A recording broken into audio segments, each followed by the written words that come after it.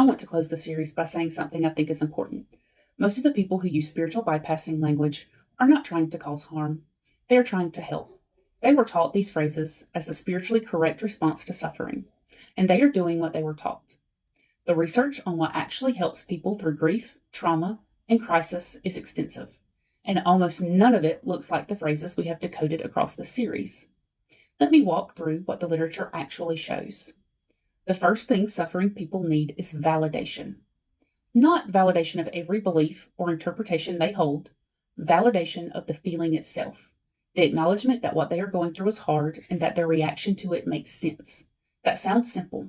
It is also documented across decades of research as one of the most effective interventions a non-clinician can offer. The second thing people need is witness. The presence of another human being who is willing to sit with the difficulty without trying to resolve it. Trauma researcher Bessel and grief researcher David Kessler have both documented that the experience of being witnessed in pain without the pain being explained or fixed is itself healing. The opposite of witness is rushing to resolution. Most spiritual bypassing phrases are forms of rushing to resolution.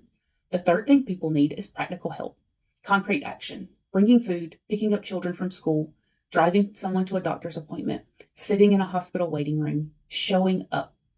The Christian tradition has its own beautiful theological framework for this called bearing one another's burdens, which appears in Galatians 6:2. The framework existed long before spiritual bypassing replaced it with phrases that cost the speaker nothing. The fourth thing people need is permission to feel what they feel. Sometimes that means anger at God. Sometimes that means doubt. Sometimes that means rage at the unfairness of what happened.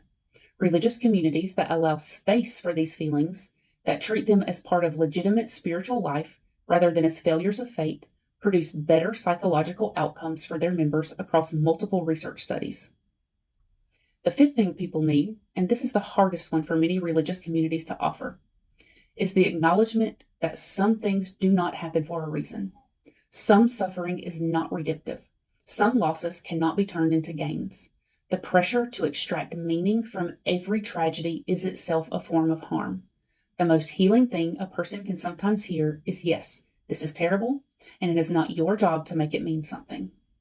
If you grew up in a religious environment that taught spiritual bypassing as the correct response to suffering, and you are realizing now that you have been deploying these phrases with people you love, here is the good news. The replacements are simpler than what you were taught. Validation, witness, practical help, permission to feel, the acknowledgement that some things just hurt.